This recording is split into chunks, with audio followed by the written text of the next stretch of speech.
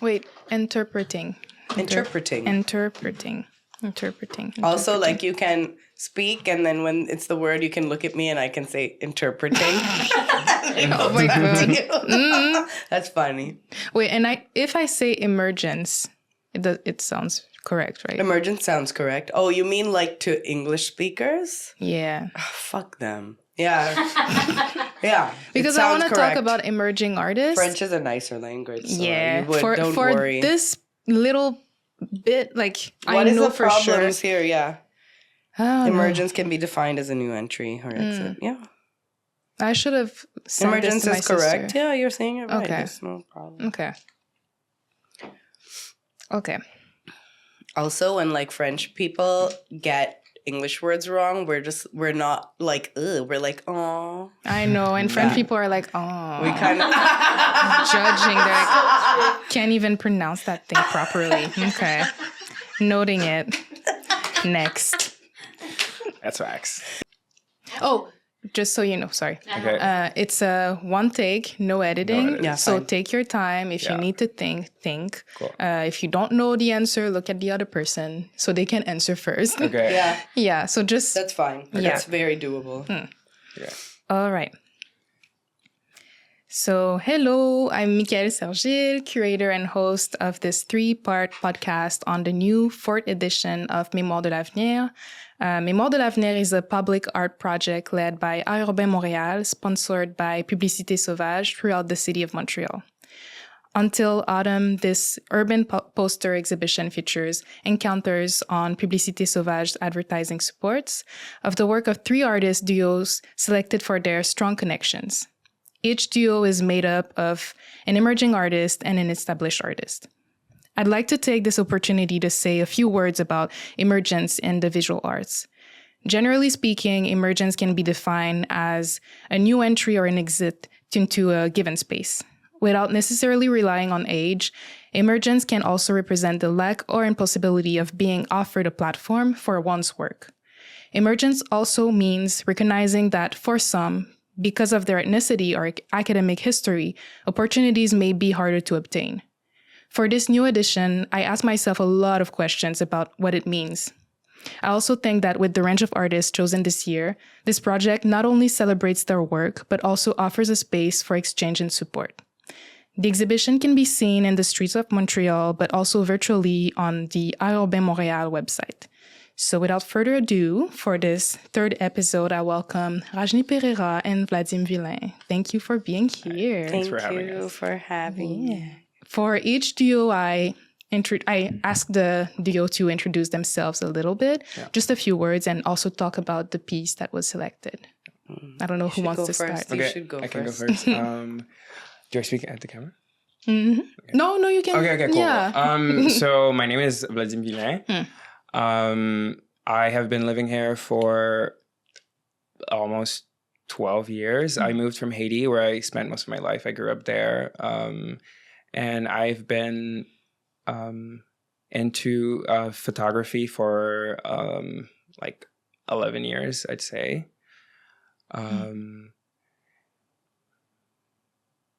Oh, and I have to talk about the piece.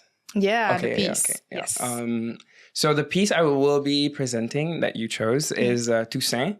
So Toussaint is an artwork I made. It's a self-portrait, but it's also a portrait of 2 figures that are linked to Haitian folklore and Haitian history as well. So it's taking Toussaint Louverture and Papa Legba and kind of merging them into this one character. And the reason I chose to do those 2 in particular were because Toussaint Louverture is, so he was born Toussaint Breda, and he is someone who over his life, he's, I feel like growing up and in school, you would hear like such like almost mythical stories of him. And like, you know, like there's like stories of, he was one of the slaves that just gathered a lot of like knowledge, and he had like very advanced like medical knowledge and stuff like that. And he was very gifted with music. And he's someone who's over his life really like enlightenment was something that was a very big part of his life, and so he ended up getting his freedom and then named himself l'ouverture, which translates to opening. But l'ouverture in reference to Papa Legba, who is a figure in Haitian Vodou who sits at the opening, at the ouverture of the spiritual world and our world. And to the point where, like, to this day, at the beginning of every ceremony, you have to like ask him to open the gates. And also this particular artwork was also prompted by, I had just joined this, I had just had this collaboration with this production company from here called Shoot. And it was at the same time as I was working on my series for Arch last year. So basically, usually how I go into making a series is that I will like, well, I guess when I get to the production phase, I will shoot as much as I can in terms of like what relates to what I'm going for, and then I'll cut the artworks and stuff, and then I was really close to I think I had all my artworks, and then when I got there, they told me that yearly they do an exhibition, and because I'm just joining, but I was joining right at the cusp where it was like almost too late to like have the artwork, but then like they told me that the exhibition the theme was ouverture and stuff, and then so it worked really well, right? I know it just, and it also just happened so like genuinely. It's not like I don't know, it just happened that it was the theme, and then I was like, it's such a great piece to make for that.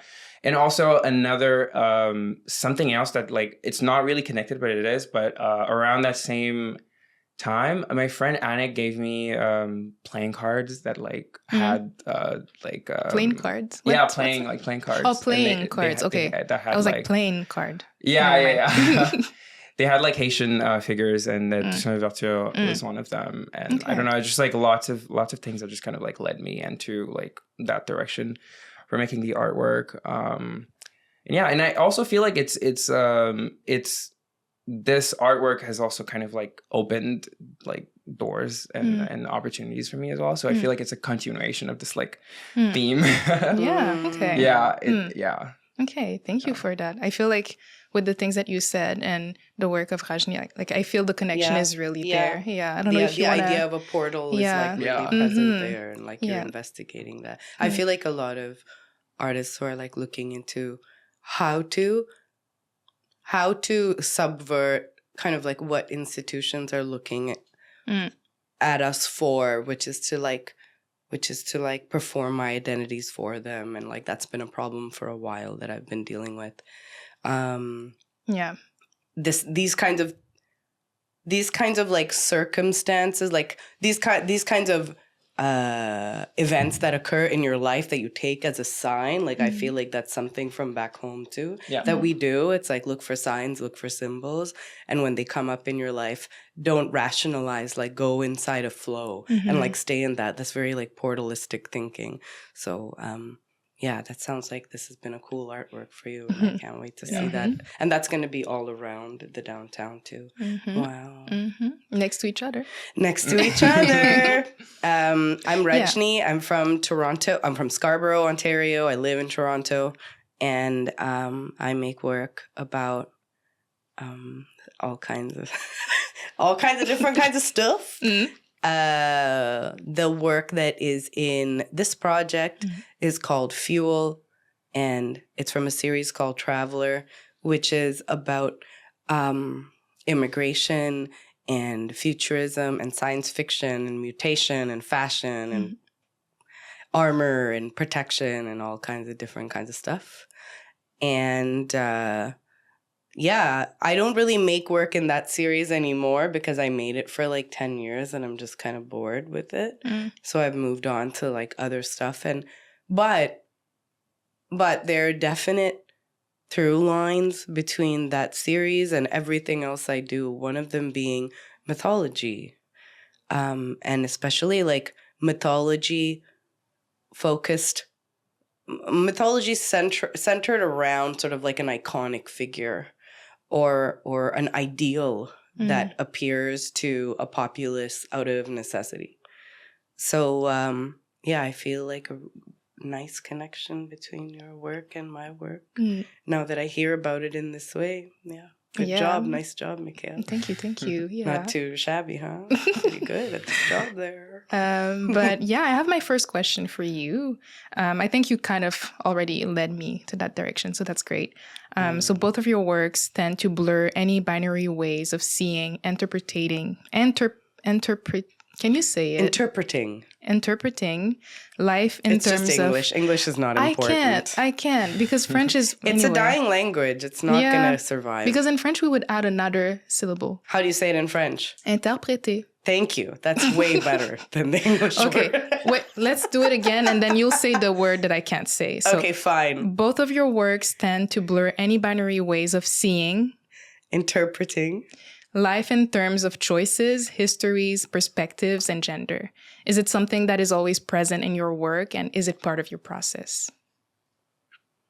I don't know about being a part of my process. It's definitely in me as a person too, because we live in a colony. I come from a colony and I live in a colony now, so I know that.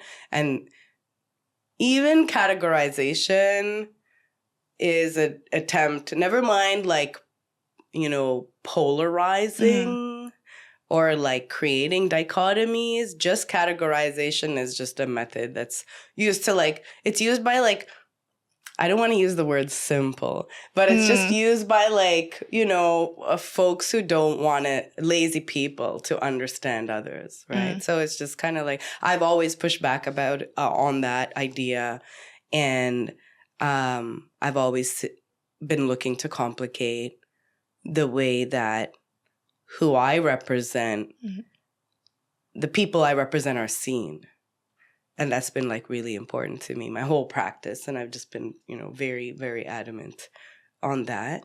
When I came out of school, when I was in art school so long ago, when I was in art school, there was and I started to notice this weird desire by the faculty for me to perform my identity and make it very easy for them to understand XYZ about not who I, because I was never painting about who I am. In a way I am, but of course we are making work about something that a much larger amount of people, or even maybe not them at all, and just an idea.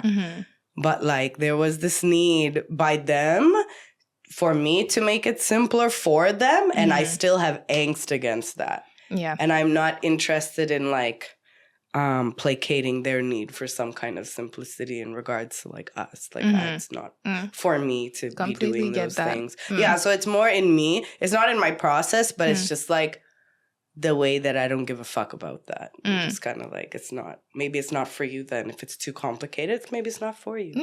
It could be for us and by us too. Yeah, I think that's something that Yinka Shonibare said also, and that really interested me in his work, that when he first started working, that's one of the things that people kept saying, that, oh, so this means this and this means that. And that's also the reason why he kept pushing and stopped categorizing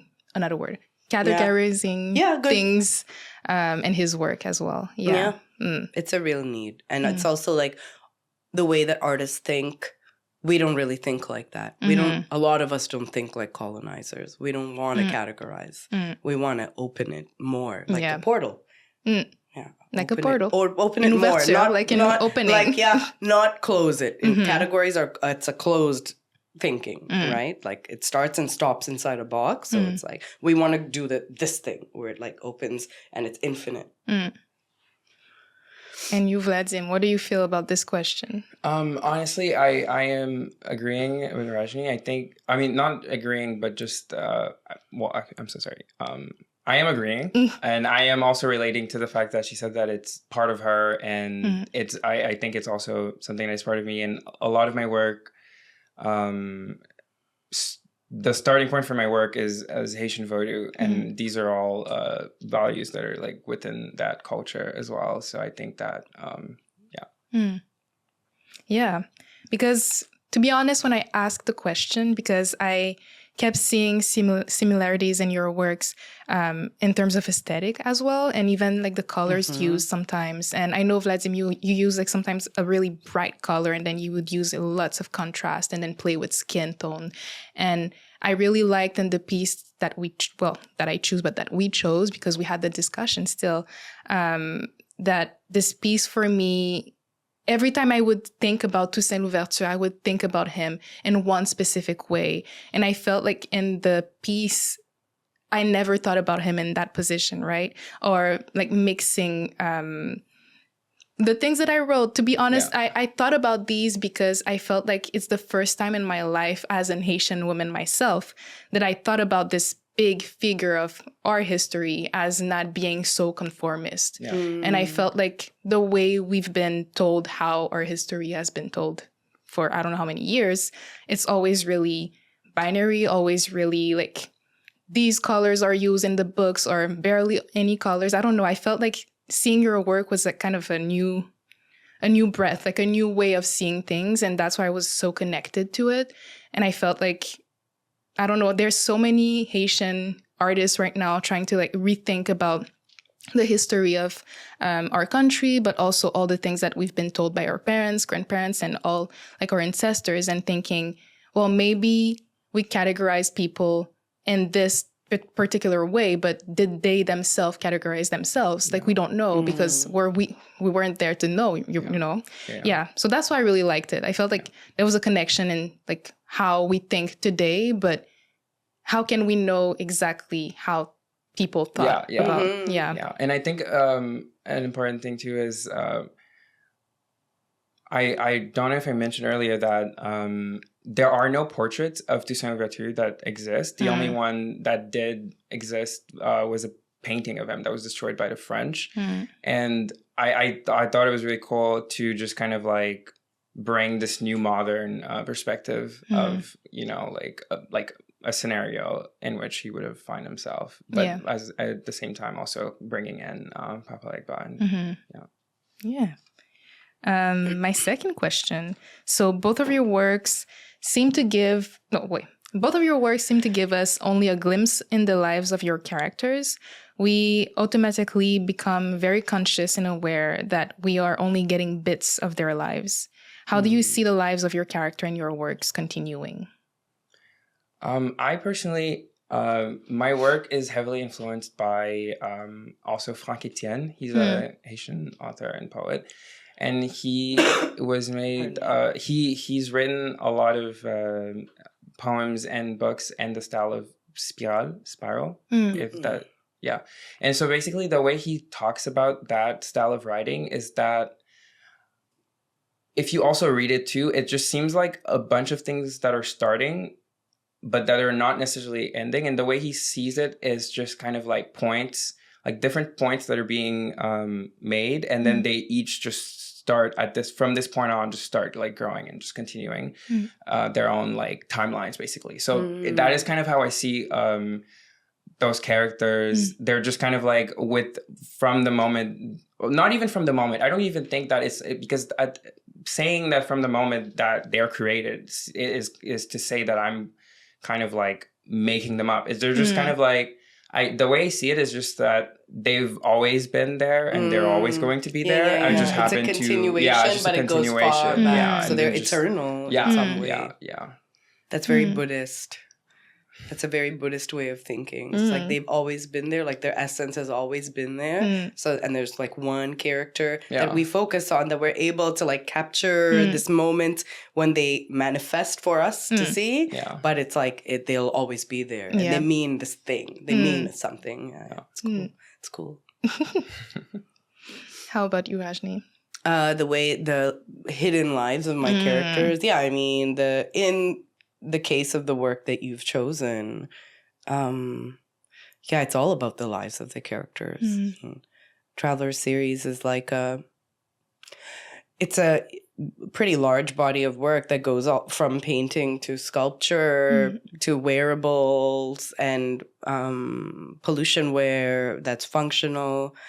But it's essentially about the future of migrants. Yeah, and the future of borders and the future of this planet and other planets. And I just use science fiction as a kind of a launch pad to talk about immigrant resilience and victory ultimately, by way of mutation. And I like lean heavily on science. I feel like that's something that we share, is the aesthetics of science fiction, because they're so, it's just always been so incredible. And I feel lucky. I mean, people who don't like science fiction, I just feel like y'all are missing out so much, just because like you're missing out on like beautiful, delicious aesthetics that are like a little cold and like, but very calculated and masterful. But like that gave me such a rich way to talk about stories that are, maybe they're a little sad, you know, and a lot of cases they are extremely and difficult and rife with like hardship and challenges. So, but I always insist in Side Travel, or as you'll see in this work, I insist on lots of like opulence and luxury and well-made things and beautiful things and the technology that's developed inside that body of work. You know, some of it's magical, some of it's kind of real, as I take gas masks and really kind of make it into what's on the image. But, you know, I always insist on it being beautiful, but it implies a catastrophe, and it implies like a very challenging circumstance. Yeah, speaking of that, I wonder how both of you got interested in like mythology, voodoo, or sci-fi. Oh, I love that you put voodoo and science fiction in the same sentence. That's wild. I mean, it's probably true, right? Like, it's I feel like Vladim would have like lots of things in his head. I don't know. Yeah. Wait, what do you mean? Lots of things in my head? Like, why were you interested in science fiction? Yeah, I mean, why are they showing up together? I mean, I don't know. I feel like in voodoo, there's a lot of like.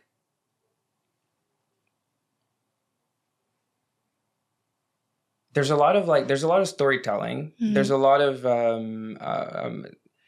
like fictional characters. There's a lot of like character. Well, the thing is, first of all, like the leurs are just are characters that if you like look into the stories, some of them are like people that have lived, that who became the leurs and stuff. And I think there are like stories of them interacting with one another. And I think, I don't know, I see within science fiction as well, I know that science fiction is like made up and everything, but not necessarily. Yeah, that's what they all refer to. It's usually referred to. They're prophetic. Yeah, it's satirical. Yeah, in a lot of cases. Sorry. Yeah. No. I feel like a third wheel now. Yeah. Go ahead. Continue. No, it's okay. No. We'll take this somewhere else. We'll see you later, Michaëlle. Goodbye. Okay.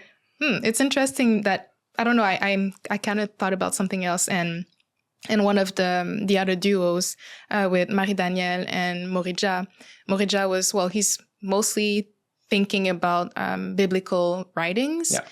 And since his new series is about the book of Judith, le livre de Judith, and it's he was talking about the idea of having all these characters from this biblical literature, but then use them and then thinking about a different way, and then different generations, but also different cultures into it. And it made me think about what you said in terms of sci-fi and voodoo, where there's so many characters and you can kind of play with them and make them come in and come out from the scenario that you're working with. And it's kind of the same thing with Travelers. I feel like we might maybe identify one, and then he would come back and, they would come back, and I don't know. It's kind of a whole world that you guys create. Science fiction gives, I mean, you know, there's this weird idea about science fiction that it's like for fun or it's for imagination, but like science fiction has given words. I can't gas science fiction enough. Like, it's just so great. But it's given words for a lot of things. Like, folks, like the idea of a character coming, like being eternal and having one manifestation. Like, you know, there's like multi-dimension theory that exists in science fiction that talks about people who are there in one timeline and can be there again, or like can move between dimensions and timelines at their will, and the type of use that can make. Like socially, we do that. Yeah. But in science fiction, the way they talk about it, and like it gives them an opportunity to come up with like beautiful technology, but like we have social technology that does the same things. You know what I mean? Basically. As science fiction. So it's just kind of like, yeah. Okay. Yeah. My last question for y'all is, do you have anything you would like to ask each other, or even Oh an my advice God. or something you would like to tell about each other's work? Because I feel like what I really liked about the pairings too is that the artists are also connected in terms of their practices. Sometimes they know each other, sometimes they don't. And I feel like sometimes just having a slow down, or like, you're doing great, or things like that, like really beautiful, sweet moments that were created by this question. So I always ask it by the end if someone wants to add a little something. Only one of us can ask the other? No, or can both we of both you. ask No, one both another? of you. Okay, thank Yeah. you. Okay, you yeah. can go on. I'll go start. first.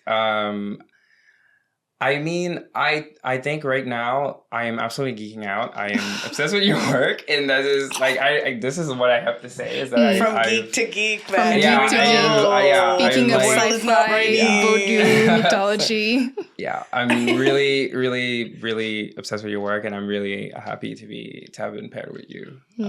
And Me too. Well, I mean, I kind of only saw it. Michaëlle sent me a little, like I got to see it when the email started, and I was just like, damn. And also like, you're quite young, like for the sophistication of the work. So I'd say you have a really awesome future coming up. If you can work hard. I mean, hard work is a thing. Yeah. You'll learn how to do that over time, but you'll be fine, I guess is what I'm trying to say. Go on. Thank you. That's it? Did you have anything you want to ask me, or Did I have anything at all? It can be strange. Strange. Strange things. Okay. Yeah. I love a strange thing. It's my favorite. Before I ask you, I'm just like being, Yeah, because trying to be fair. Rajni's ready. She had a question for like Yeah. a little while. Yeah, I know. I'm really thinking. I can also do 2 questions for you.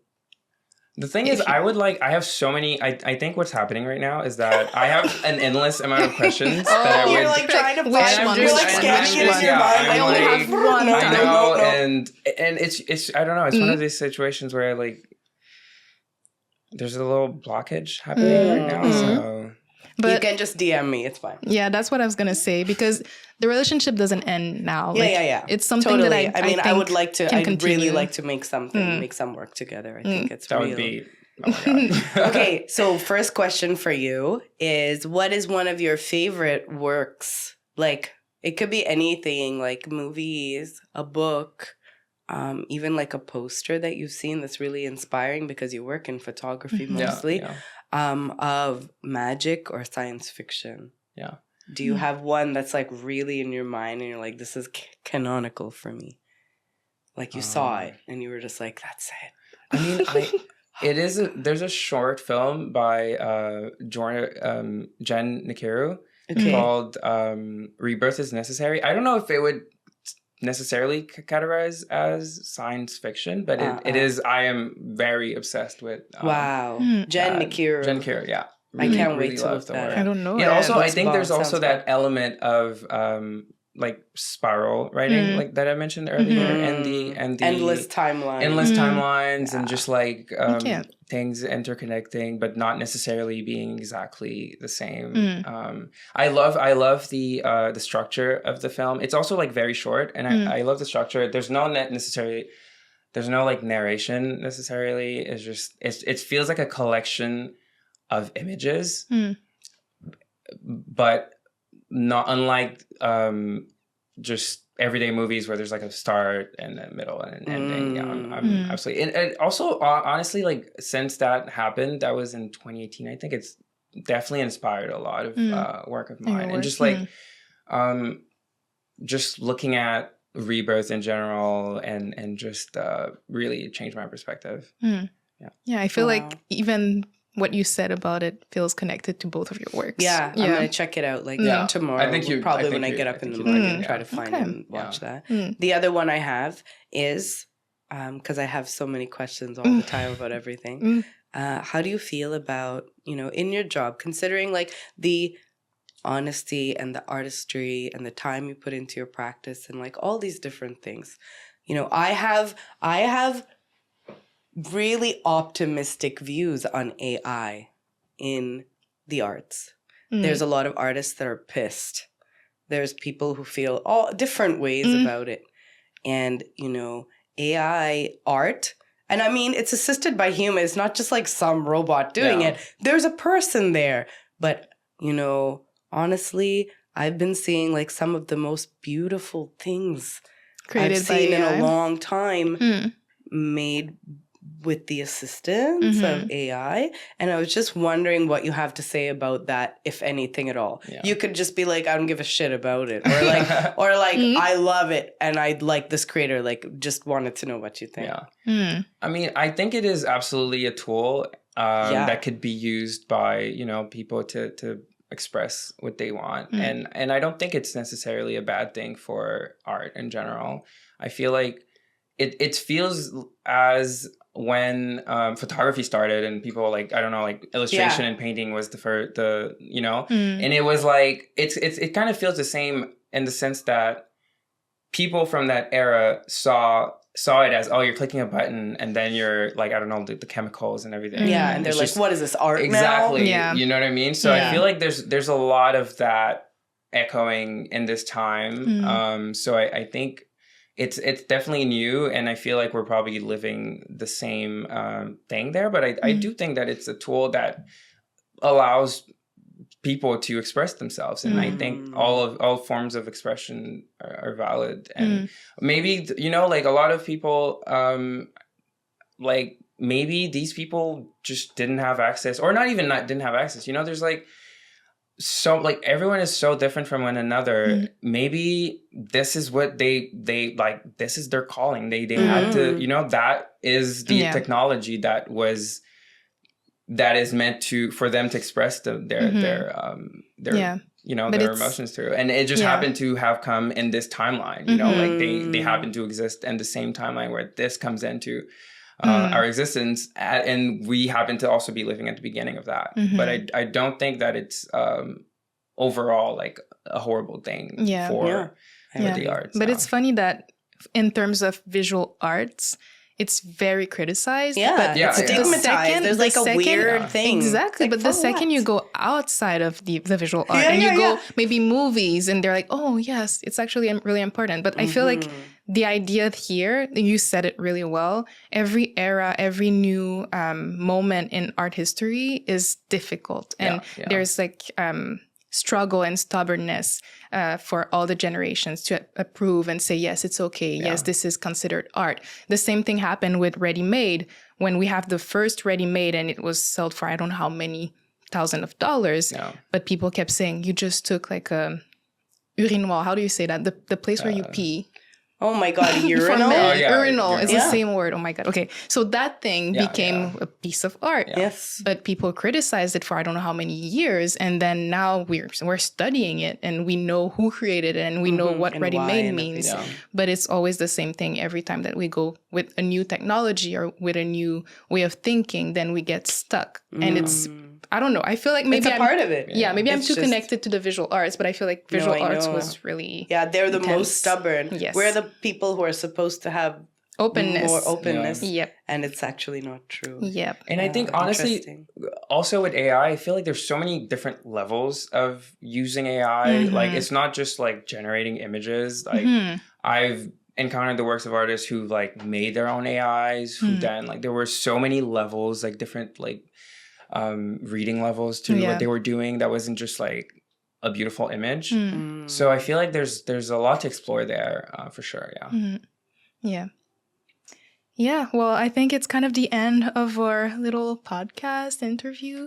I really enjoyed spending time with the both of you. And honestly, this project is mostly to make connections between artists. And I think it's already there. I feel like I was the third wheel in this conversation, and I've just let you We love you so lead. much. You're the best. Thank You're you. the I love best. you too. But I'm just happy that the connection was made. So thank you for this time. Thank you. Thanks for having me.